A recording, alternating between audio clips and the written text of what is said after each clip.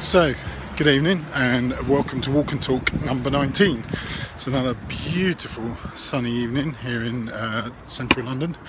So I'm just walking down Charlotte Street at the moment, which is a lovely street in central London. So today's Walk and Talk, I wanted to talk about willpower and motivations for doing things. I've always been a sort of believer throughout life, quite wrongly actually, that willpower is what you need. Plenty of willpower, plenty of get up and go, plenty of determination, and you can kind of do anything. And I used to kind of beat myself up if I hadn't achieved all my kind of things I wanted to do, because I used to think, oh well, I haven't got enough willpower, I need to develop more willpower. And to a certain extent, willpower will, for a short term or a short period of time, will get you where you want to go. So quite often what I used to do is set myself giant lists of things I was going to do. I got motivated by something like New Year's Eve resolutions, or some sort of thing I watched that motivated me, so I had a huge spike in willpower, and I would set myself a huge amount of tasks to do. And I remember a few years back I did a 30-day challenge thing, and instead of just doing one thing for 30 days, I did 8 things for 30 days. And I did it for 30 days because I said, well, I'm a determined person, I've got lots of willpower and discipline, I can do it. And I did it. But the problem was, day 31, day 32, whatever, I was knackered and worn out from trying to do too much all at one go. So what I've learnt in life is actually it's more about why you do something. There's a book by Simon Sinek about willpower and why, and there's lots of kind of stuff about this, and it's to do with why are you doing something, and that's the key to it, because willpower will last for a certain period of time. It doesn't matter how disciplined you are, how determined you are, willpower will only last so long. So what I mean by why is, what is your real motivation for wanting to do something?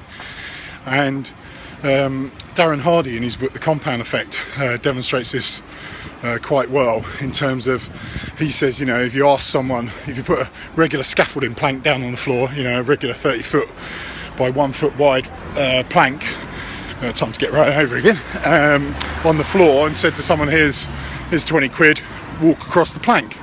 Well, if it's lying on the floor and someone said, here's 20 quid, you'd happily walk across it.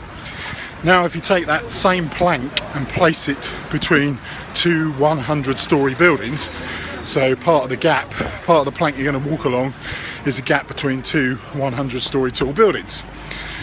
Do you know, for 20 quid you ain't going to do it? It's too much of a risk. Even for a few hundred quid, even for 1,000 quid, you're just not probably going to take that risk.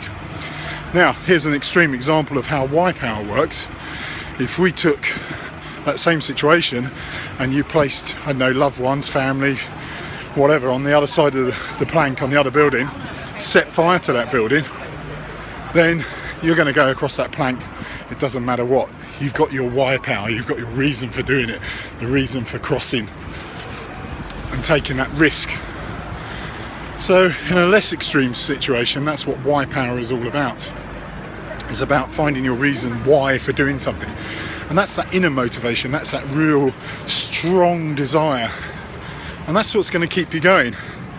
So if you were like me, you just thought willpower and a bit of determination and being a sort of determined, disciplined, stubborn, as some would describe it, person, then it isn't enough, because the willpower, the determination, the stubbornness wears out, because you're not really understanding why you're doing something.